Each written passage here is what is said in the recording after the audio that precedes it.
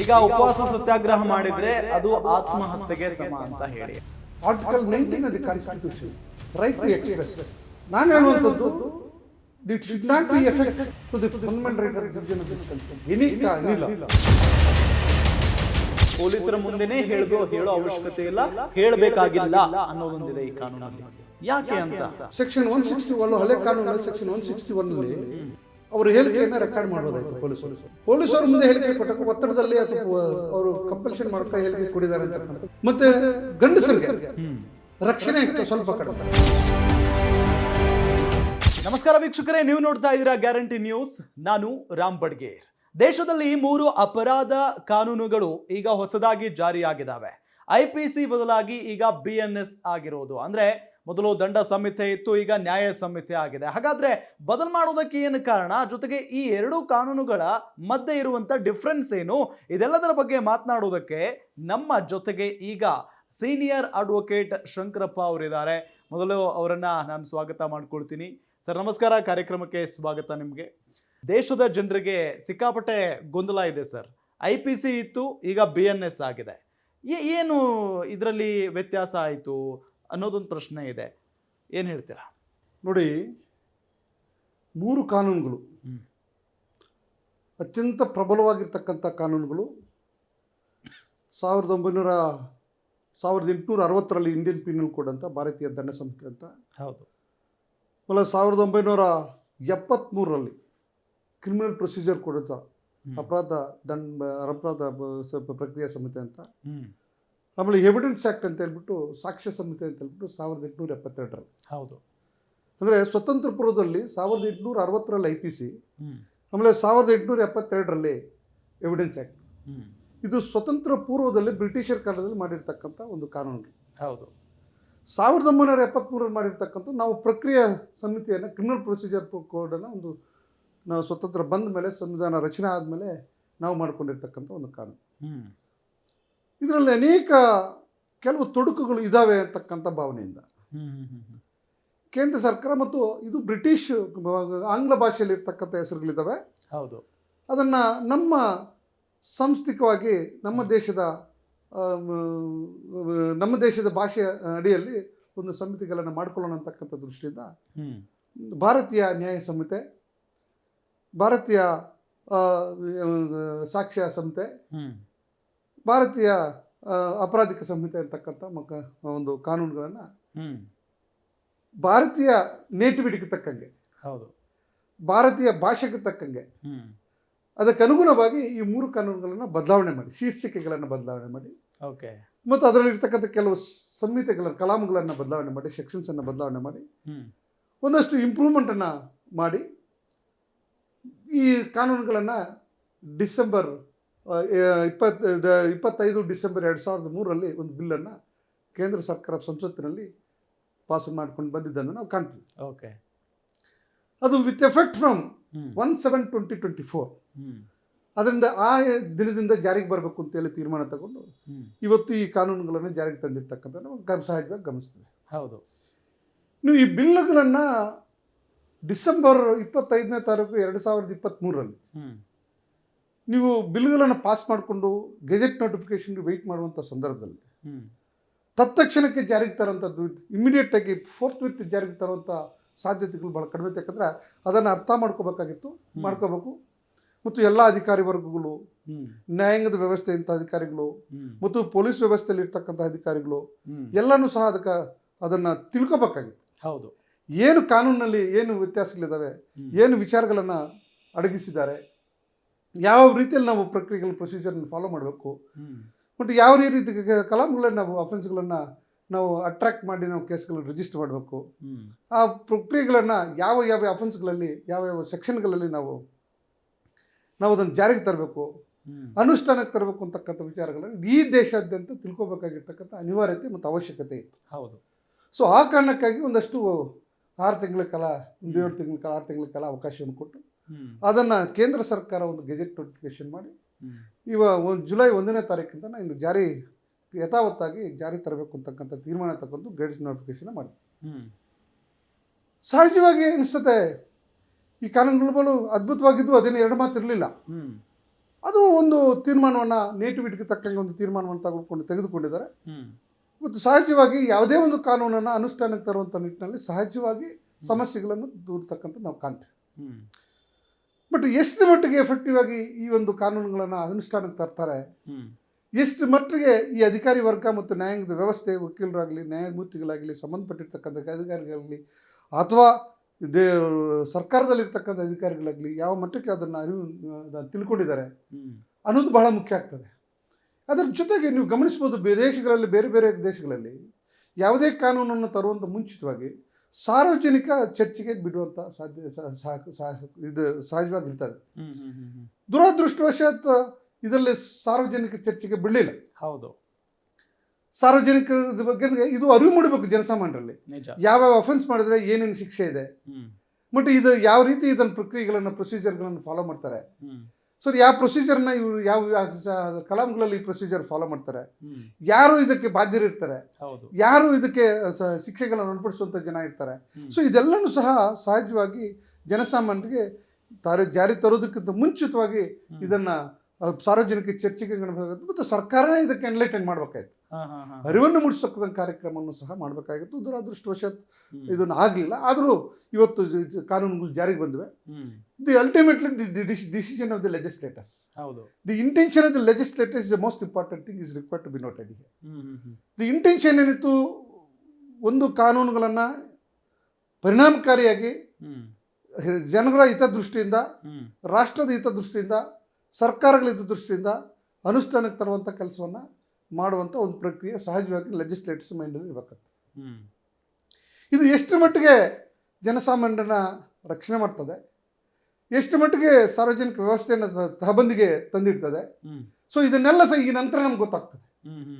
So ಯಾಕಂದರೆ ಈಗ ಇರ್ತಕ್ಕಂಥ ಕಾನೂನು, ಹಿಂದೆ ಇರ್ತಕ್ಕಂಥ ಕಾನೂನುಗಳು ಜನಸಾಮಾನ್ಯವಾಗಿ ಸಾಮಾನ್ಯವಾಗಿ ಇಂಥ ನೋಡಿ 302 ಅಂದರೆ ಮಾಡ್ರು, 307 ಅಂದರೆ ಅಟೆಂಪ್ಟ್ ಮಾಡ್ರು, 306 ಅಂದರೆ ಸೂಸೈಡು, ಹೀಗೆ ಸಹಜವಾಗಿ ಜಲವಾಗಿ ಹರಿದಾಡ್ತಿರ್ತು ಮತ್ತು ಅರಿವಿರ್ತಾ ಇತ್ತು.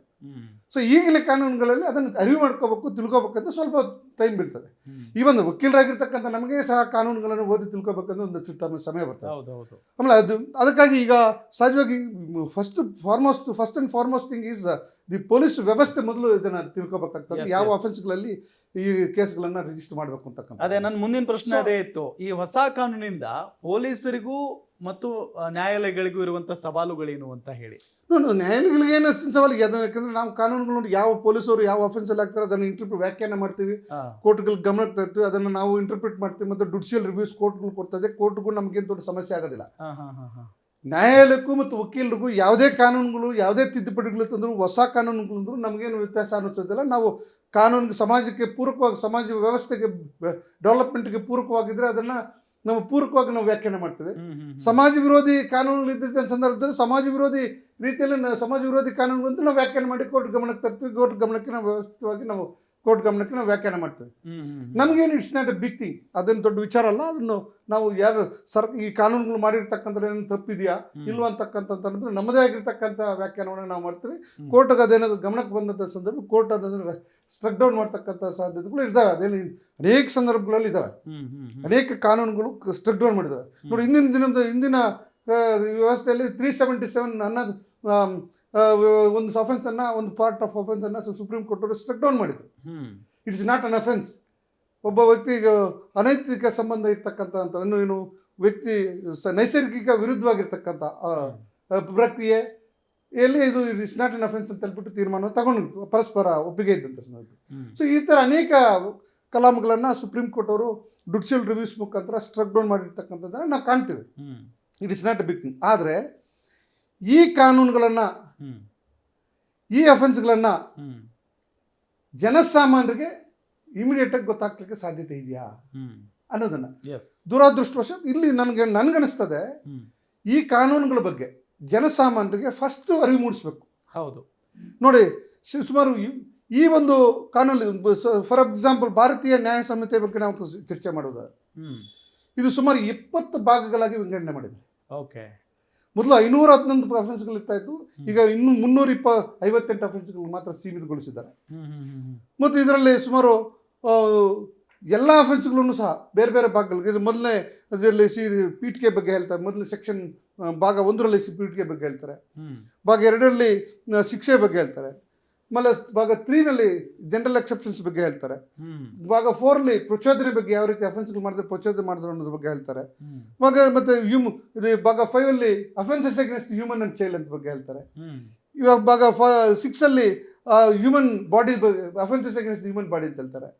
ಭಾಗ 7ನಲ್ಲಿ state offences against the state ಅನ್ನೋದ್ರ ಬಗ್ಗೆ ಹೇಳ್ತಾರೆ, ಸೆಕ್ಷನ್ 147 to 170. ಹೀಗೆ ಅನೇಕ ಭಾಗಗಳನ್ನಾಗಿ ಪಬ್ಲಿಕ್ ಟ್ರಾಂಕ್ವಿಲಿಟಿ ಬಗ್ಗೆ, ಫಾಲ್ಸ್ ಎವಿಡೆನ್ಸ್ ಬಗ್ಗೆ, ಲಾಫುಲ್ ಅಸೆಂಬ್ಲೀಸ್ ಬಗ್ಗೆ, ಪಬ್ಲಿಕ್ ಸರ್ವೆಂಟ್ಸ್ ಬಗ್ಗೆ, ಆಮೇಲೆ offences relating to the religion ಬಗ್ಗೆ, ಅಫೆನ್ಸಸ್ ಅಗೇನ್ಸ್ಟ್ ದಿ ಪ್ರಾಪರ್ಟಿ ಬಗ್ಗೆ, ಅಫೆನ್ಸಸ್ ಅಗೇನ್ಸ್ಟ್ ದಿ ಡಾಕ್ಯುಮೆಂಟ್ಸ್ ಬಗ್ಗೆ, ಹೀಗೆ ಕಾನೂನಿನ ಅಡಿಯಲ್ಲಿ ಎಲ್ಲೆಲ್ಲಿ ಏನು ಇಂದಿನ IPC ಏನಿದಾವೆ ಅದರಲ್ಲಿ ಸಾಕಷ್ಟು ಅಂಶಗಳನ್ನು ಇದರಲ್ಲಿ ತಗೊಂಡಿದ್ದಾರೆ. ಏನಾದೇನು ಅದರಲ್ಲಿ ಇರ್ತಕ್ಕಂಥ ವಿಚಾರಗಳನ್ನು ನೀನು ಹೆಚ್ಚಿಗೆ ಬದಲಾವಣೆ ಮಾಡೋಕ್ಕಾಗೋದಿಲ್ಲ. ಅದರಲ್ಲಿ ಇರ್ತಕ್ಕಂಥ ಎಲ್ಲ ಅಂಶಗಳನ್ನು ಸಹ ಇದರಲ್ಲಿ ಬದಲಾವಣೆ ಮಾಡಿದ್ದಾರೆ. ಆದರೆ ಅಫೆನ್ಸ್ಗಳನ್ನು ಸೆಕ್ಷನ್ಗಳನ್ನು ಕಡಿಮೆ ಮಾಡಿದ್ದಾರೆ ಮತ್ತು ಅದ್ರ ಪನಿಷ್ಮೆಂಟ್ ಅನ್ನು ಜಾಸ್ತಿ ಮಾಡಿದ್ದಾರೆ ಒಂದಷ್ಟು ವಿಷಯಗಳು ನೀವು ಗಮನಿಸಬಹುದು. ಈ ಪನಿಷ್ಮೆಂಟ್ ಅನ್ನು just for example offenses against human being, just offenses against women and child, ಇವೆರಡಿಗೆ ಹೆಚ್ಚಿನ ಪ್ರಯಾರಿಟಿ ಕೊಟ್ಟಿರ್ತಕ್ಕಂಥ ನಾವು ಗಮನಿಸ್ತೀವಿ. You are not suppose to stare. ಒಂಚೂರು ಅಕಸ್ಮಾತ್ ಗೊತ್ತಿಲ್ಲ ಸ್ಟೇರ್ ಮಾಡಿದಾಗ it's a most offence, punishment severe punishment 3 years. So ಹೀಗೆ ಅಫೆನ್ಸ್ಗಳನ್ನು ಮಾಡಿದ್ರೆ ಒಂದು ನನಗೆ ಅರ್ಥ ಆಗ್ತಾ ಇಲ್ಲ ಇವತ್ತಿನವರೆಗೂ. ನಾನು ಎಲ್ಲ ನಾವು ಕಾನೂನುಗಳನ್ನು ನಾವು ಒಳಪಡಿಸಿದಾಗ ಚೈಲ್ಡ್ ಅನ್ನು ಡಿಫೈನ್ ಮಾಡಿದ್ದಾರೆ ಸೆಕ್ಷನ್ 2ನಲ್ಲಿ. ಚೈಲ್ಡ್ ಅಂದರೆ ಏನು? Below the age of 18 years.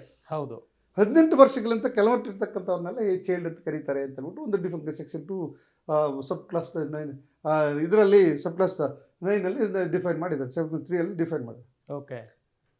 ಆದರೆ ಸಬ್ ಕ್ಲಾಸ್ ಸೆಕ್ಷನ್ 2 ಸಬ್ ಕ್ಲಾಸ್ 19ನಲ್ಲಿ ವುಮೆನ್ ಮ್ಯಾನ್ ಅಂದರೆ ಏನು ಅಂತ ಡಿಫೈನ್ ಮಾಡಿದ್ದಾರೆ. Man human being at the age, there is no age limit for that. At any human being of any age. Man anna human being of any age. Woman anna human being of any age. Child anna below the 18 years. Man and woman human being of any age andaga that includes child also.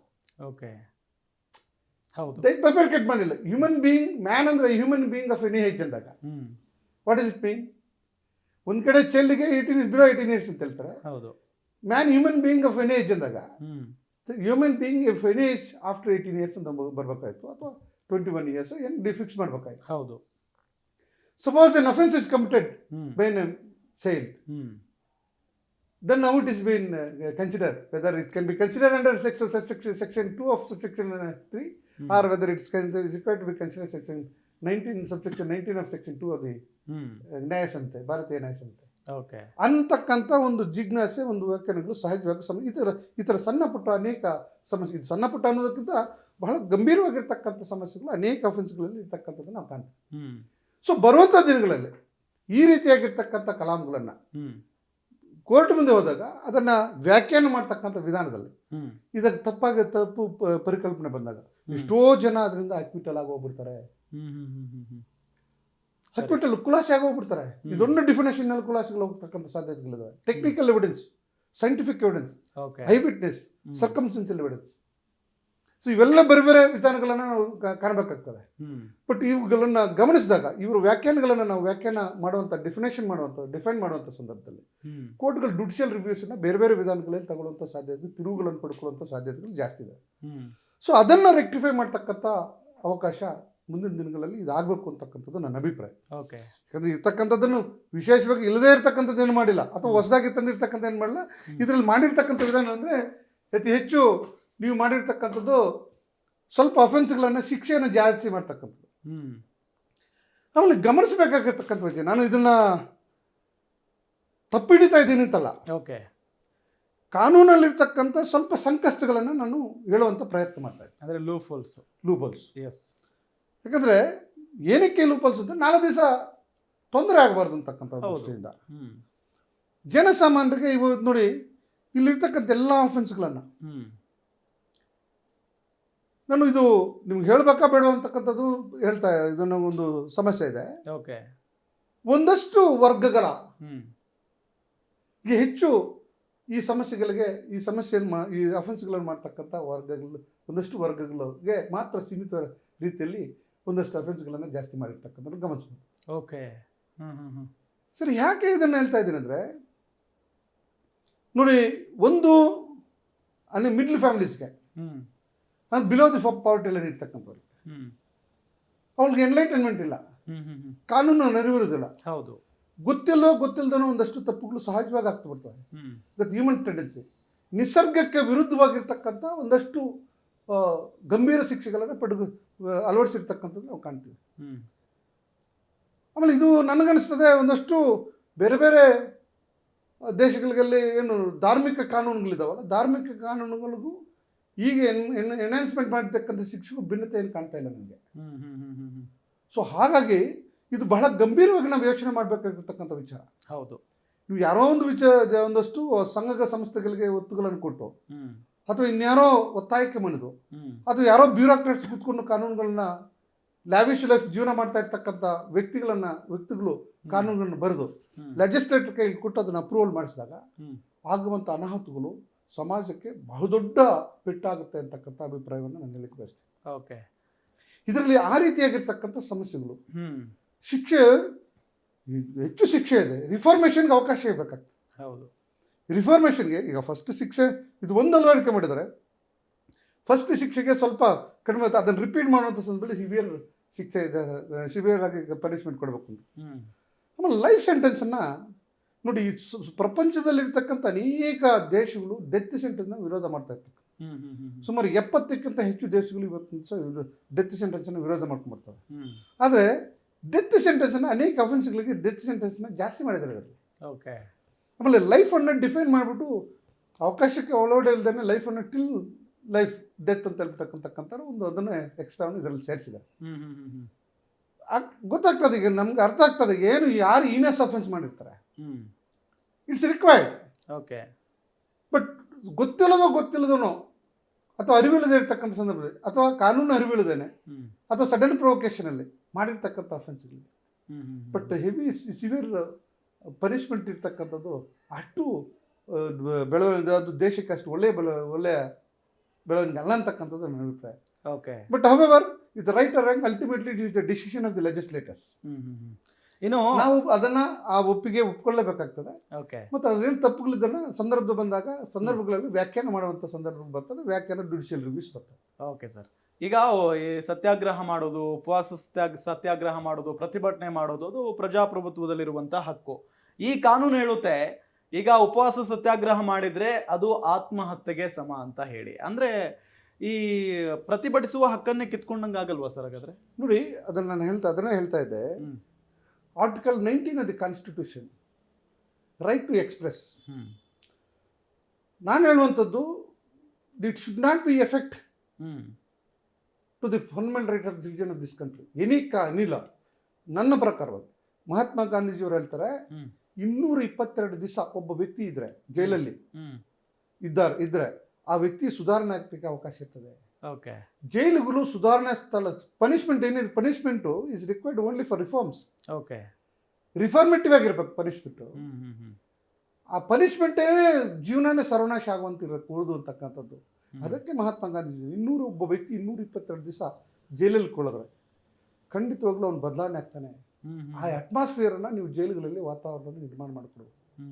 ನಮ್ಮ ಭಾರತದ jail ವ್ಯವಸ್ಥೆಯಲ್ಲಿ ನೀವು ಗಮನಿಸಬೇಕಾದ್ರೆ ಆ ಥರ ವ್ಯವಸ್ಥೆ ಇದೆ. ಇವತ್ತು reformative thoughts ಇದೆಯಾ, ಇನ್ನೂ ಅಫೆನ್ಸ್ಗಳು ಜಾಸ್ತಿ ಆಗ್ತದೆ 100%. ಸೊ ಆ ವಸ್ತು ನಾವು ಇನ್ಫ್ರಾಸ್ಟ್ರಕ್ಚರು ರಿಫಾರ್ಮ್ ಫಸ್ಟು ನನ್ನ ಪ್ರಕಾರವಾಗಿ ವ್ಯವಸ್ಥೆಯಲ್ಲಿ ಬ್ಯೂರೋಕ್ರಾಟ್ಸು ಮತ್ತು ಸರ್ಕಾರಗಳು ನಾವು ಬದಲಾವಣೆ ಆಗಬೇಕು, ಮನಸ್ಥಿತಿಗಳು ಬದಲಾವಣೆ ಆಗಬೇಕು. ಹೌದು. ಒಳ್ಳೆ ಸಮಾಜವನ್ನು ನಿರ್ಮಾಣ ಮಾಡಲಿಕ್ಕೆ ಅವಕಾಶ ಶಿಕ್ಷೆ ಇರ್ತಕ್ಕಂಥ ಒಳ್ಳೆ ಸಮಾಜವನ್ನು ನಿರ್ಮಾಣ ಮಾಡುವಂಥ ಮನಸ್ಥಿತಿಗಳನ್ನು ಡೆವಲಪ್ ಮಾಡಲಿಕ್ಕೆ, ಸುಧಾರಣೆಯನ್ನು ಮಾಡಲಿಕ್ಕೆ, ಆ ವ್ಯಕ್ತಿ ಇನ್ನೊಂದ್ಸಲ ಅಫೆನ್ಸ್ ಮಾಡದೇ ಇರ್ತಾರ ಆ ಶಿಕ್ಷೆ ಅದರಲ್ಲಿ ರಿಫಾರ್ಮ್ ಮಾಡಲಿಕ್ಕೆ. ನಿಜ. ಸೊ ಅದು ಮಾಡಬೇಕು ಹೊರತು ಶಿಕ್ಷೆಯಿಂದನೇ ಅವನು ಸರ್ವನಾಶ ಆಗುವಂಥ ಪರಿಸ್ಥಿತಿ ಇರ್ಕೂಡ್ದು. ಬಟ್ ಅದು ಯಾಕೋ ಇತ್ತೀಚೆಗೆ ಈ ಒಂದು ಕಾನೂನಲ್ಲಿ ಹೆಚ್ಚಿಗೆ ಪ್ರಯಾರಿಟಿ ಕೊಟ್ಟಿದ್ದಾರೆ ಅಂತಕ್ಕಂಥದ್ದು ನನ್ನ ಅಭಿಪ್ರಾಯ. ಆಮೇಲೆ ಮತ್ತೊಂದು ಗಮನಿಸಬೇಕಾಗಿರ್ತಕ್ಕಂಥ ವಿಚಾರ, ಕಾನೂನುಗಳು ಬೇಕಾಗಿರ್ತಕ್ಕಂಥದ್ದು ಮನುಷ್ಯನ ಅನುಕೂಲಕ್ಕಾಗಿ ಹೊರತು ಮನುಷ್ಯನ ವಿರುದ್ಧವಾಗಲ್ಲ. ನಿಜ. ಹೌದು.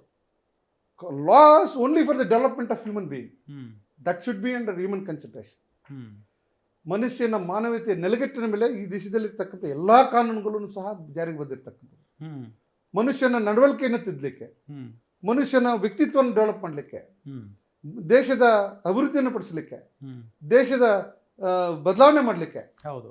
ಈ ಸುಧಾರಣೆಗಳು ಮಾಡುವ ಪ್ರಯತ್ನದಲ್ಲಿ ಕಾನೂನುಗಳನ್ನು ನಾವು ಒಂದು ನಿರ್ಮಿಸ್ಕೊಂಡಿದ್ದೀವಿ ಹೊರತು ನಮ್ಮನ್ನು ನಾವು ನಾಶ ಮಾಡ್ಕೊಳ್ಳಕ್ಕಂಥ ಕಾನೂನುಗಳು ಇರ್ಕೊಡ್ದು. ಹ್ಮ್ ಸೊ ಆ ನಿಟ್ಟಿನಲ್ಲಿ ನಾವು ಪ್ರಯತ್ನ ಇರ್ಕೊಡ್ದು. ಸೊ ನನ್ನ ಪನಿಷ್ಮೆಂಟ್ಗೆ ಹೆಚ್ಚಿಗೆ ಒತ್ತು ಕೊಟ್ಟಾಗೆ ಇವತ್ತಿನ ದಿವಸ ಈ ಕಾನೂನುಗಳು ಕಾಣಿಸ್ತಾ ಇದೆ. ಅವಾಗ what ever it may be, ಈಗ ಕಾನೂನುಗಳನ್ನು ನಿರ್ಮಿಸಿದಾಗದೆ, ಅನುಷ್ಠಾನಕ್ಕೆ ತಂದಿದ್ದಾಗದೆ, ಜಾರಿಗೆ ಬಂದಿದ್ದಾಗದೆ ಈ ಕಾನೂನುಗಳನ್ನು ನಾವು ಪಾಲನೆ ಮಾಡಲೇಬೇಕು. ಹ್ಮ್ ಇವತ್ತು ಸಂದರ್ಭದಲ್ಲಿ ಈಗ ಆಗಿದ್ದಕ್ಕಂಥ ವಿಚಾರಗಳು ಏನೇ ಇರ್ಕೊಳ್ಳಿ, ಹ್ಮ್ ಮುಂದಿನ ದಿನಗಳಲ್ಲಿ ಕನಿಷ್ಠ ಪಕ್ಷ ಈಗ ನಾವು ಮಾಡಬೇಕಾಗಿರ್ತಕ್ಕಂಥ ಕೆಲಸ ಹ್ಮ್ ಕಾನೂನುಗಳ ಬಗ್ಗೆ ಅರಿವು ಮೂಡಿಸ್ತಕ್ಕಂಥ ಕೆಲಸ ಆಗಬೇಕು. ಹೌದು. ಜನಸಾಮಾನ್ಯರಿಗೆ, ಸ್ಟೂಡೆಂಟ್ಸ್ಗೆ, ಮಕ್ಕಳಿಗೆ, ಹಿರಿಯರಿಗೆ, ಇವ್ರಿಗೆಲ್ಲನೂ ಸಹ ಈ ಕಾನೂನು ಅರಿವು ಮೂಡಬೇಕು. ಹ್ಮ್ ಎಷ್ಟೋ ಮಕ್ಕಳು ಇವತ್ತಿನ ದಿವಸ ಸಣ್ಣ ಪುಟ್ಟ ತಪ್ಪುಗಳು ಮಾಡ್ತಾನೆ ಇದ್ದಾರೆ. ಹೌದು ಸರ್, ಸಹಜ ಗುಣ, ಮನುಷ್ಯನ ಸಹಜ ಗುಣ. ಹ್ಮ್ ಮನುಷ್ಯನ ಸಹಜ ಗುಣ ಏನಂದ್ರೆ ತಪ್ಪು ಮಾಡೋದು ಮನುಷ್ಯನ ಸಹಜ ಗುಣ. ಹ್ಮ್ ಆದರೆ ಅದನ್ನು ರೆಕ್ಟಿಫೈ ಮಾಡ್ತಕ್ಕಂಥ ಬುದ್ಧಿ ಹೇಳ್ತಕ್ಕಂಥದ್ದು ಇದೆಯಲ್ಲ, ಅದು ರಿಫರ್ಮೇಟಿವ್ ಆಗಿರಬೇಕು. ಓಕೆ.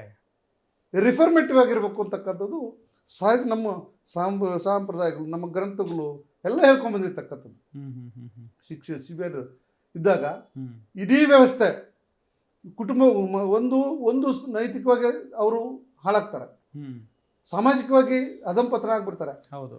ಆರ್ಥಿಕವಾಗಿ ಕುಗ್ಗೋಗ್ಬಿಡ್ತಾರೆ. ಹ್ಮ್ ಸೊ ಫ್ಯಾಮಿಲಿ ಅವರು ಅಷ್ಟೇ ಅಲ್ಲದೆ ಅವ್ರ ಡಿಪೆಂಡರ್ಸು ಹೋಗ್ಬಿಡ್ತಾರೆ. ಹ್ಮ್ ಫ್ಯಾಮಿಲಿ ನಷ್ಟ ಆಗ್ತದೆ. ಹ್ಮ್ ಅಂತಿಮವಾಗಿ ದೇಶಕ್ಕೆ ಇದು ನಷ್ಟ. ಹೌದು, ನಿಜ. ಏನೇ ಒಂದು ಎಷ್ಟು ಆರೋಪಿಗಳು ಎಷ್ಟು ಶಿಕ್ಷೆಗಳು ಪಡ್ತಾರೆ ಹ್ಮ್ ಅಷ್ಟು ನಷ್ಟ ಆಗ್ತದೆ. ಅಂದರೆ ಶಿಕ್ಷೆ ಕೊಡಬಾರ್ದು ಅಂತ ನಾನು ಅರ್ಥ ಅಲ್ಲ. ಶಿಕ್ಷೆ ಕೊಡುವಂಥದ್ದು ಹ್ಮ್ ಆ ಅಫೆನ್ಸ್ಗೆ ತಕ್ಕಂಗೆ ರೀಸನಬಲ್ ಆಗಿರ್ಬೇಕು ಅಂತಕ್ಕಂಥದ್ದು. ಹ್ಮ್ ಹ್ಮ್ ಹ್ಮ್ ಹ್ಮ್ ಈಗ ಒಬ್ಬ ವ್ಯಕ್ತಿ ಪೂರ ಗೊತ್ತಿಲ್ದೇನೋ ಹ್ಮ್ ಯಾರು ನಿಜವಾಗ್ಲೂ ಅಫೆನ್ಸ್ ಮಾಡಿರ್ತಕ್ಕಂಥವ್ರಿಗೆ ಶಿಕ್ಷೆ ಇರಲಿ, ಹೌದು. ಗೊತ್ತಿಲ್ದೇನೋ ಅಪರಾಧ ಮಾಡಿರ್ತಕ್ಕಂಥವ್ರಿಗೆ ಹ್ಮ್ ಅವ್ರಿಗೆ ಸೇಮ್ ಈಕ್ವಲೆಂಟ್ ಶಿಕ್ಷೆ ಕೊಟ್ಟಾಗ ಹ್ಮ್ ಅವನು ಏನು ನಟೋರಿಯಸ್ ಆಗ್ತಾನೆ ಮತ್ತೆ ಮುಂದಿನ ಜೀವನಗಳಲ್ಲಿ. ಹೌದು, ಅವ್ನು ಬದುಕೇ ಇರೋದಿಲ್ಲ. ನಿಜ. ಸಡನ್ ಪ್ರೊವೊಕೇಶನ್ ಏನೋ ಮರ್ಡರ್ ಆಯಿತು, ಹ್ಮ್ ಅಥವಾ ಯಾರೋ ಮಾಡೋರು ಬಂದಿದ್ದು ಗುಂಪಲ್ಲಿ ಯಾರೋ ಹೊಡೆದ್ರು, ಇವನು ಫಿಕ್ಸ್ ಮಾಡಿ ಒಳಗಡೆ ಕಳಿಸಿದ್ರು. ಹ್ಮ್ ಇವನು ತಪ್ಪಿರಲ್ಲ, ಎಸ್. ಓವರ್ ಸೆಟ್ಟು ಗೊತ್ತಿಲ್ದೇನೋ ಅಥವಾ ಅರಿವಿಲ್ದೇನೋ ಹ್ಮ್ ಅಥವಾ ಸ್ನೇಹಿತರ ಪ್ರಭಾವದಿಂದನೋ ಮತ್ತೊಬ್ಬರ ಪ್ರಭಾವದಿಂದ ಹೋಗಿರ್ತಾನೆ. ಹ್ಮ್ ಅವ್ನು ಬದುಕಕ್ಕೆ ಅವಕಾಶ ಬೇಕು, ಅವ್ನು ಅಭಿವೃದ್ಧಿ ಆಗ್ಲಿಕ್ಕೆ ಅವಕಾಶ ಬೇಕು, ಹ್ಮ್ ಸಮಾಜದ ವ್ಯಕ್ತಿಯ ಬದುಕಲಿಕ್ಕೆ ಅವಕಾಶ ಬೇಕು ಹ್ಮ್ ಅಂತಕ್ಕಂಥ ಬದಲಾವಣೆಗಳಾಗಿರಬೇಕು. ಹ್ಮ್ ಹ್ಮ್ ಬಟ್ ಹಾಗಾಗಿ ನಾನು ಹೇಳುವಂಥದ್ದು ಈ ರೀತಿಯಾಗಿರ್ತಕ್ಕಂಥ ಬದಲಾವಣೆಗಳು ಇದರಲ್ಲಿ ಬಹಳ ಕಡಿಮೆ ಇದೆ. ಹ್ಮ್ ಸೊ ಹಾಗಾಗಿ ಆ ರೀತಿಯಾಗಿರ್ತಕ್ಕಂಥ ನಿಟ್ಟಿನಲ್ಲಿ ಚಿಂತನೆ ಮಾಡೋದಾದ್ರೆ ಒಳ್ಳೆಯದು. ಮತ್ತು ಮುಂದಿನ ದಿನಗಳಲ್ಲಿ ಇದನ್ನು ರಿಫರ್ ಮಾಡಿಕೊಂಡ್ರೆ ಎಸ್, ಅನುಕೂಲ ಆಗುತ್ತೆ ಅಂತಕ್ಕಂಥದ್ದು ನನ್ನ ಅಭಿಪ್ರಾಯ. ಓಕೆ. ಇನ್ನು ಚಾರ್ಜ್ ಶೀಟ್ಗೆ ಅಂದ್ರೆ ಚಾರ್ಜ್ ಶೀಟ್ ಸಲ್ಲಿಸೋದಕ್ಕೆ ಈ ಮೊದಲು IPCಯಲ್ಲಿ 90 ದಿನ ಟೈಮ್ ಇತ್ತು ಸರ್. ಈ ಹೊಸ ಕಾನೂನು ಹೇಳ್ತಾ ಇದೆ 60 ದಿನಗಳಲ್ಲೇ ಚಾರ್ಜ್ ಶೀಟ್ ಸಲ್ಲಿಕೆ ಆಗಬೇಕು ಅಂತ ಹೇಳಿ. ವಿಚಾರಣೆ ಮುಗಿದ 45 ದಿನಗಳಲ್ಲಿ ತೀರ್ಪು ಪ್ರಕಟ ಆಗಬೇಕು ಅಂತ ಹೇಳ್ತಾ ಇದೆ. ಆದರೆ ವಿಚಾರಣೆಗೆ ಇಂತಿಷ್ಟು ಸಮಯವನ್ನು ನಿಗದಿ ಮಾಡಿಲ್ಲ, ಯಾಕೆ ಅನ್ನೋದು ಒಂದು ಪ್ರಶ್ನೆ. ನೋಡಿ, ಯಾವುದೇ ಕಾನೂನಲ್ಲಿ ಹ್ಮ್ ನಮ್ಮ ದೇಶದಲ್ಲಿ ಇದೊಂದೇ ಅಲ್ಲ, ಹ್ಮ್ ಸಾಕಷ್ಟು ಸ್ಪೆಷಲ್ ಅನಾಕ್ಟ್ಮೆಂಟ್ಸ್ ಇದ್ದಾವೆ. ಹ್ಮ್ ಈಗ ಡೊಮೆಸ್ಟಿಕ್ ವೈಲೆನ್ಸ್ ಆ್ಯಕ್ಟಲ್ಲಿ ವಿತಿನ್ 100 ಡೇಸಲ್ಲಿ ನೀವೆಲ್ಲ ತೀರ್ಮಾನ ಕೊಡಬೇಕಿದೆ. ಹ್ಮ್ ಯಾವುದೂ ಸಹ, ಯಾಕಂದರೆ ಇನ್ಫ್ರಾಸ್ಟ್ರಕ್ಚರ್ ಇಲ್ಲ. ಹ್ಮ್ ಇನ್ಫ್ರಾಸ್ಟ್ರಕ್ಚರ್ ಜನಸಂಖ್ಯೆಗೆ ಅನುಪಾತಕ್ಕೆ ಅನುಗುಣವಾಗಿ ಹ್ಮ್ ನೀವು ಇನ್ಫ್ರಾಸ್ಟ್ರಕ್ಚರ್ ಪ್ರೊವೈಡ್ ಮಾಡಿದ್ರೆ, ಏನು ಕೋರ್ಟ್ಸು, ಕ್ಲರ್ಕ್ಸು, ಇನ್ವೆಸ್ಟಿಗೇಷನ್ ಏಜೆನ್ಸೀಸು ಇವರೆಲ್ಲ ಪ್ರೊವೈಡ್ ಮಾಡಿದ್ರೆ that can be done. But ಅದಿಲ್ಲ ಅಂದಾಗ, ಇದು ಸುಮ್ಮನೆ ನಾವು ಕಾನೂನಲ್ಲಿ ಮಾಡಿದಾಗ ಇದು ಎಫೆಕ್ಟಿವ್ ಆಗೋದಿಲ್ಲ. ಓಕೆ. ಈಗ 40 ಡೇಸಲ್ಲಿ ಚಾರ್ಜ್ ಶೀಟ್ ಫೈಲ್ 60 ಡೇಸಲ್ಲಿ ಚಾರ್ಜ್ ಶೀಟ್ ಫೈಲ್ ಮಾಡಬೇಕು, ಅದೆಲ್ಲ ಸರಿ ಇನ್ವೆಸ್ಟಿಗೇಷನ್. ಅದೇ ತೀರ್ಪನ್ನು ಕೋರ್ಟ್ಗಳ ಮೇಲೆ ಒತ್ತಡ ತರೋದಿದೆಯಲ್ಲ, ಅದು ಇಂಪಾಸಿಬಲ್. ಕೋರ್ಟ್ಗಳು ಒತ್ತಡ ತಂದಾಗ ಕರೆಕ್ಟ್ ನ್ಯಾಯವನ್ನು ಕೊಡ್ಲಿಕ್ಕೆ ಆಗೋದಿಲ್ಲ. ಅಂದರೆ judgement should be a judgement of judge, it should not be a judgement of justice ಆಗೋಗ್ಬಿಡ್ತದೆ. A judgement should be a judgement of justice, it should not be a judgement of judge. ಒಬ್ಬ ತೀರ್ಪು ನ್ಯಾಯಮೂರ್ತಿಯ ತೀರ್ಪಾಗಿರಬಾರ್ದು, okay, ಅದು ನ್ಯಾಯಿಕ ತೀರ್ಪಾಗಿರ್ಬೇಕು. ನ್ಯಾಯಮೂರ್ತಿಯ ತೀರ್ಪಿಗೂ ನ್ಯಾಯಿಕ ತೀರ್ಪಿಗೂ ಏನಾಗುತ್ತಂದ್ರೆ, ನ್ಯಾಯಮೂರ್ತಿಯ ತೀರ್ಪಾಗ ಅನೇಕ ಒತ್ತಡಗಳು ಇರ್ತವೆ, ನಿಜ, compulsion ಇರ್ತದೆ. ಇಷ್ಟರೊಳಗಡೆ ತೀರ್ಮಾನ ಮಾಡಬೇಕು, ಈ ವಿಟ್ನೆಸ್ಗಳನ್ನ ಬೇಗ ಮುಗಿಸ್ಬಿಡಿ, ಅದನ್ನು ಎವಿಡೆನ್ಸ್ ಬೇಗ ಮುಗಿಸ್ಬಿಡಿ, ನೀವು ಕರ್ಟೈಲ್ ಮಾಡ್ತಕ್ಕಂಥದ್ದು, ಬೇಗ ಮುಗಿಸ್ತಕ್ಕಂಥದ್ದು, ಅಥವಾ ಅಷ್ಟೈಲ್ ಆಗ್ತಕ್ಕಂಥದ್ದು, ಅಥವಾ ಸೇಮ್ ಎವಿಡೆನ್ಸ್ನ ರೆಕಾರ್ಡ್ ಮಾಡ್ತಕ್ಕಂಥದ್ದು. ಸೊ ಇವೆಲ್ಲ ಹತ್ರ ಆಗೋಗ್ಬಿಡ್ತದೆ.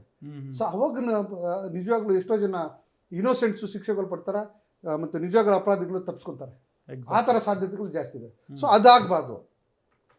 ನೀವು ಇನ್ವೆಸ್ಟಿಗೇಷನ್ ಮಾಡಲಿಕ್ಕೆ ಹರಿ ಮಾಡಿ, ಅಭ್ಯಂತರ ಇಲ್ಲ. ಇನ್ಫ್ರಾಸ್ಟ್ರಕ್ಚರ್ ಕೊಡಿ, ಇನ್ವೆಸ್ಟಿಗೇಷನ್ ಇಷ್ಟು ಒಳಗಡೆ ಮುಗಿಸ್ಬಿಡಿ ಅಂತೇಳಿ, ಗುಡ್.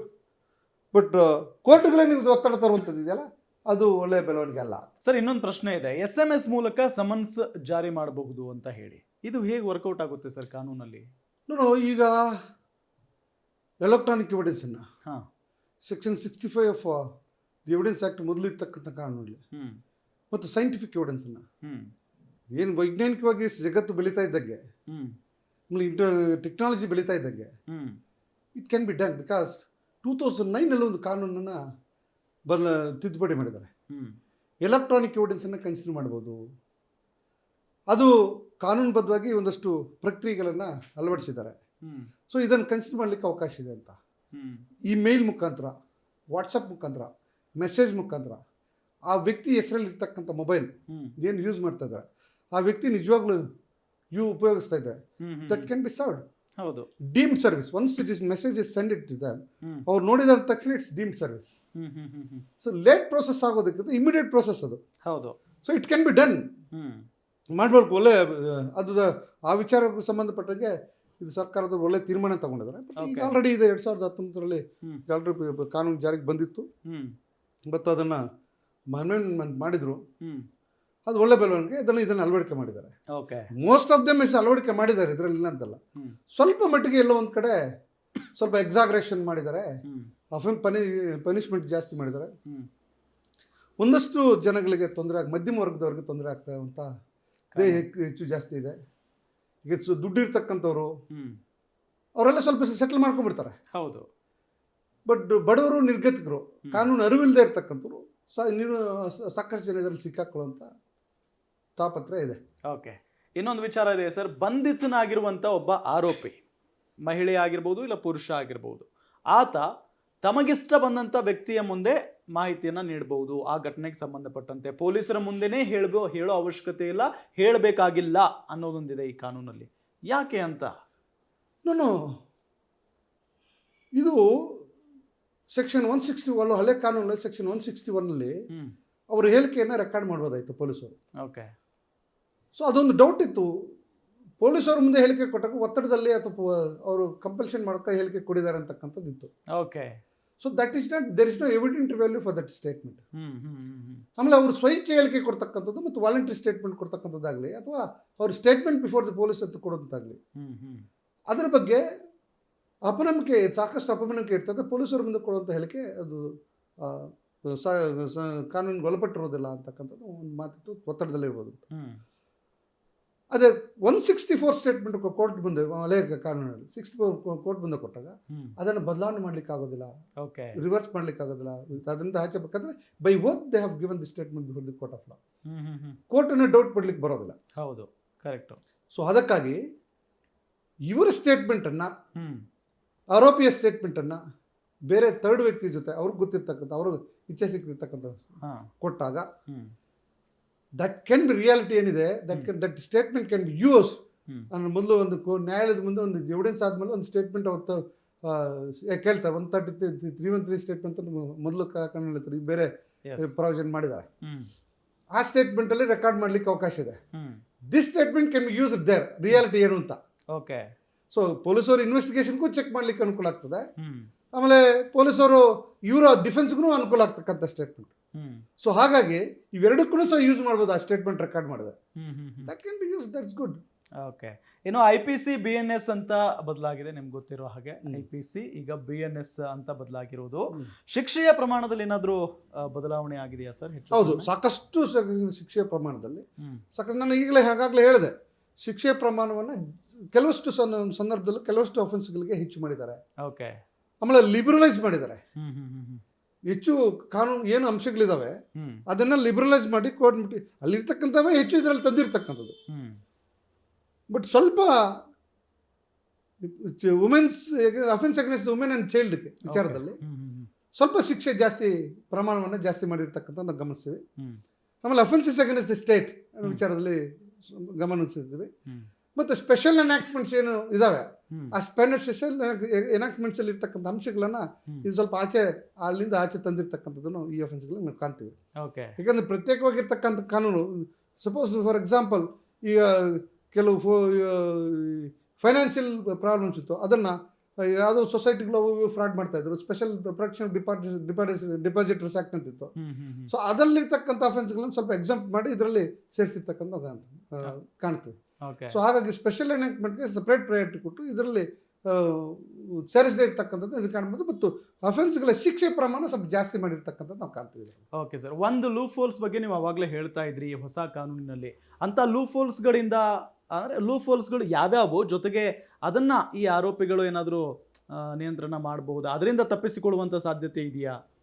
ಈಗ ಕಾನೂನುಗಳ ಆ ವಿಚಾರದಲ್ಲಿ ಆರೋಪಿಗಳಿಗೆ ತಪ್ಪಿಸ್ಕೊಳ್ಳೋಕ್ಕೆ ಬ್ರೇಕ್ ಹಾಕಿದ್ದಾರೆ, ತಪ್ಪಿಸ್ಕೊಳ್ಳೋಕೆ ಆಗದೇ ಇರೋದಕ್ಕೆ ಬ್ರೇಕ್ ಹಾಕಿದ್ದಾರೆ. ಓಕೆ.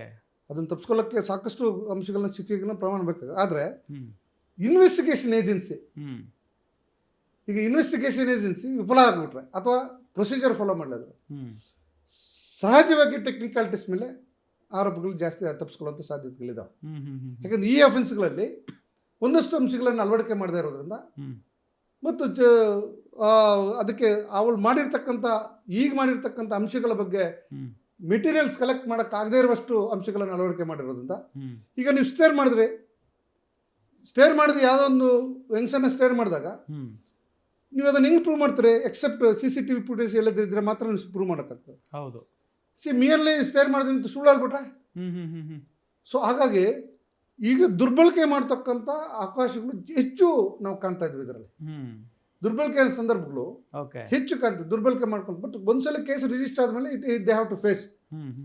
ಅದು ಯಾವಾಗ ತೀರ್ಮಾನ ಆಗುತ್ತೋ ಹೋಗುತ್ತೆ, then you have to face, they have to conduct the trial, investigation ನಡೀಬೇಕು, ಪೊಲೀಸರು ಬರ್ತಾರೆ. ಅದು ಪೊಲೀಸರಿಗೆ ಹೆಚ್ಚು ಇವ್ರಿಗೆ ಶಸ್ತ್ರಾಸ್ತ್ರಗಳು ಕೈ ಕೊಟ್ಟಂಗೆ ಆಗಿದೆ. ಬಟ್ ದುರ್ಬಳಕೆಗಳು ಸಾಧ್ಯತೆಗಳು ಜಾಸ್ತಿ ಇದ್ದಾವೆ. ಬಟ್ ಸಿವಿಯರ್ ಪನಿಷ್ಮೆಂಟು ಜಾಸ್ತಿ ಇದ್ದಾವೆ ಇದರಲ್ಲಿ. ಸೊ ಹಾಗಾಗಿ ಸ್ವಲ್ಪ ಗಂಭೀರವಾಗಿ ಅಂದರೆ ದುರದೃಷ್ಟವಶ ಇದರಲ್ಲಿ ಪರ್ಜುರಿಗಳ ಬಗ್ಗೆ ಹೆಚ್ಚು ಒತ್ತು ಕೊಟ್ಟಿಲ್ಲ. ಈಗ ಮತ್ತೆ ಗಂಡಸರಿಗೆ ರಕ್ಷಣೆ ಸ್ವಲ್ಪ ಕಡಿಮೆ. ಹೆಂಗೆ ಸರ್? ಈ ಕಾನೂನಲ್ಲಿ ಗಂಡಸರಿಗೆ ರಕ್ಷಣೆ ಕಡಿಮೆ. ಈ ಕಾನೂನಲ್ಲಿ ಎಲ್ಲೂ ಸಹ ಗಂಡಸರ ರಕ್ಷಣೆ ಬಗ್ಗೆ ಪ್ರಸ್ತಾಪ ಇಲ್ಲ. ಈಗ ಪರ್ಜುರಿ ಫುಲ್ ಫಾಲ್ಸ್ ಕಂಪ್ಲೇಂಟ್ಸ್ ಕೊಡ್ತಾರೆ. ಫಾಲ್ಸ್ ಕಂಪ್ಲೇಂಟ್ಸ್ ಕೊಟ್ಟಾಗ, ಫಾಲ್ಸ್ ಎವಿಡೆನ್ಸ್ ಕೊಟ್ಟಾಗ ಅವಾಗೇನು ಎಕ್ಸೆಪ್ಟ್ ಕೋರ್ಟ್ ಮುಂದೆ ಹೋಗಿ ನೀವು ಸಬ್ಸ್ಟೆನ್ಷನ್ ಮಾಡ್ಕೊಳ್ಳೋದನ್ನು ಬಿಟ್ಟರೆ ಇವ್ರಿಗೆ ರಕ್ಷಣಾತ್ಮಕವಾಗಿ ಏನು ಇದರಲ್ಲಿ ಪ್ರಸ್ತಾಪ ಮಾಡಿಲ್ಲ. ರಕ್ಷಣಾತ್ಮಕವಾಗಿ ಏನು ಪ್ರಸ್ತಾಪ ಮಾಡಿಲ್ಲ. ಸುಳ್ಳು ಕಂಪ್ಲೇಂಟ್ಗಳಿದ್ದಾಗ ಅದನ್ನು ಸಂಪೂರ್ಣವಾಗಿ ಅವ್ರಿಗೆ ಶಿಕ್ಷೆ ಕೊಡುವಂಥ ಸಾಧ್ಯತೆಗಳು ಮಾಡಬೇಕು. ಅದು ಕಂಪ್ನಿಗಾಗಲಿ, ಫೋರ್ಜರಿಗಾಗಲಿ, 420ಗಳಿಗೆ, ಅಫೆನ್ಸಸ್ ಅಗೇನ್ಸ್ಟ್ ಸ್ಟೇಟ್ ಆಗಲಿ, ಅಫೆನ್ಸಸ್ ಅಗೇನ್ಸ್ಟ್ ಡಾಕ್ಯುಮೆಂಟ್ಸ್ ಆಗಲಿ, ಅಫೆನ್ಸ್ ಅಗೇನ್ಸ್ಟ್ ಪ್ರಾಪರ್ಟಿ ಆಗಲಿ, ಅಫೆನ್ಸ್ ಅಗೇನ್ಸ್ಟ್ ವುಮೆನ್ ಆಗಲಿ, ಅಫೆನ್ಸ್ ಅಗೇನ್ಸ್ಟ್ ಚಿಲ್ಡ್ರನ್ಸ್ ಆಗಲಿ, ಅಫೆನ್ಸ್ ಅಗೇನ್ಸ್ಟ್ ಬೇರೆ ಯಾವುದಾದ್ರು ಆರ್ಮಿ ನೇವಿಗಾಗಲಿ, ಈ ಅಫೆನ್ಸ್ಗಳಿಗೆಲ್ಲನೂ ಸಹ ಮಾಡುವಂಥ ಸಂದರ್ಭದಲ್ಲಿ ಸುಳ್ಳು ಕಂಪ್ಲೇಂಟ್ ಆದಾಗ ಅಂಥ ಸಂದರ್ಭದಲ್ಲಿ ಇವ್ರು ರಕ್ಷಣೆ ಮಾಡುವಂಥದ್ದು ಯಾರೋ. ಸೊ ಅದ್ರ ಬಗ್ಗೆ ಹೆಚ್ಚಿನ ಒತ್ತನ್ನು ಕೊಟ್ಟಿಲ್ಲ. ಸೊ ಅದನ್ನು ಸಹ ಸ್ವಲ್ಪ ಗಂಭೀರವಾಗಿ ಮುಂದಿನ ದಿನಗಳು ಚಿಂತನೆ ಮಾಡ್ತಕ್ಕಂಥದ್ದು ಸೂಕ್ತ. ಇದೊಂದು ನಾನು ಸರ್ಕಾರಗಳನ್ನು ತಪ್ಪು, ಲೆಜಿಸ್ಲೇಟಿವ್ ತಪ್ಪು ಹಿಡಿತಾ ಇಲ್ಲ. ಬ್ಯೂರೋಕ್ರಾಟ್ಸ್ ಮಾಡಿಕೊಟ್ಟಿದ್ದನ್ನು ನೀವು ಇಂಪ್ಲಿಮೆಂಟ್ ಮಾಡಿದರೆ ಸಂತೋಷ. ಬಟ್ ಅದನ್ನು ರಿಫಾರ್ಮ್ ಮಾಡ್ತಕ್ಕಂಥ ಜವಾಬ್ದಾರಿನೂ ಸಹ ಲೆಜಿಸ್ಲೇಟಿವ್ಗೆ ನಿಮಗೆ ಇದೆ. ಅದನ್ನು ಮತ್ತೆ ಅದೇ ಬ್ಯೂರೋಕ್ರಾಟ್ಸ್ ಇದೆ ನೀವು ಬರೆಸಬೇಕಾಗ್ತದೆ. ಜನಸಾಮಾನ್ಯರ ಸಮಸ್ಯೆಗಳನ್ನು, ಜನಸಾಮಾನ್ಯರ ಹಗುಗಳನ್ನು ಸರ್ಕಾರಗಳೇ ಲೆಜಿಸ್ಲೇಟರ್ಸೇ ಗಮನಿಸಬೇಕು. Legislation is in extreme, legislation is highest authority. Legislation commits mistake, then it will be tested with the supreme court. So ಹಾಗಾಗಿ ನಾನು ಹೇಳುವಂಥದ್ದು ಪ್ರತಿಯೊಂದು ಸಹ ಕೋರ್ಟ್ಗೆ ಹೋಗಿ ಚರ್ಚೆ ಮಾಡುವಂಥದ್ದಲ್ಲ. ಬಟ್ ಇರ್ತಕ್ಕಂಥ ಸಣ್ಣ ಪುಟ್ಟ ಸಮಸ್ಯೆಗಳನ್ನು ಅದನ್ನು ಲೆಜಿಸ್ಲೇಟರ್ ಸರಿಪಡಿಸಿದ್ರೆ ಒಳ್ಳೆಯದು ಅಂತಕ್ಕಂಥದ್ದು ನನ್ನ ಅಭಿಪ್ರಾಯ. Okay sir, thank you. ಈ ಕಾನೂನಿನ ಬಗ್ಗೆ ಅಂದರೆ ಹಳೆ ಕಾನೂನಿಗೂ ಹೊಸ ಕಾನೂನಿಗೂ ಏನು ವ್ಯತ್ಯಾಸ ಅನ್ನೋದ್ರ ಬಗ್ಗೆ ಭಾಳ ಚೆನ್ನಾಗಿ ಹೇಳಿದ್ರಿ. ಏನೆಲ್ಲ ಬದಲಾವಣೆ ಆಗಿದೆ, ಯಾವ ರೀತಿಯಾಗಿ ಜಾರಿಗೆ ಬಂದಿದೆ ಅನ್ನೋದ್ರ ಬಗ್ಗೆ ಕೂಡ ತಿಳಿಸಿಕೊಟ್ರಿ. ಥ್ಯಾಂಕ್ ಯು ಸೋ ಮಚ್ ಇಷ್ಟೊತ್ತು ನಮ್ಮ ಕಾರ್ಯಕ್ರಮದಲ್ಲಿ ಭಾಗಿಯಾಗಿದ್ದಕ್ಕೆ. ವೀಕ್ಷಕರೇ, ಈ ಒಂದು ವಿಚಾರ ನಿಮಗೆ ಭಾಳ ಹೆಲ್ಪ್ ಆಗುತ್ತೆ ಅಂತ ನಾನು ಅಂದ್ಕೊಳ್ತೀನಿ. ಜೊತೆಗೆ ಇದನ್ನು ನೀವು ತಿಳ್ಕೊಂಡು ನಿಮ್ಮವರಿಗೂ ಕೂಡ ತಿಳಿಸಿ ಅಂತ ಹೇಳ್ತಾ ಈ ಕಾರ್ಯಕ್ರಮವನ್ನು ಇಲ್ಲಿಗೆ ಮುಗಿಸ್ತಾ ಇದ್ದೀನಿ. ನೋಡ್ತಾ ಇರಿ ಗ್ಯಾರಂಟಿ ನ್ಯೂಸ್. ಗ್ಯಾರಂಟಿ ನ್ಯೂಸ್, ಸುದ್ದಿ ಖಚಿತ, ನ್ಯಾಯ ನಿಶ್ಚಿತ.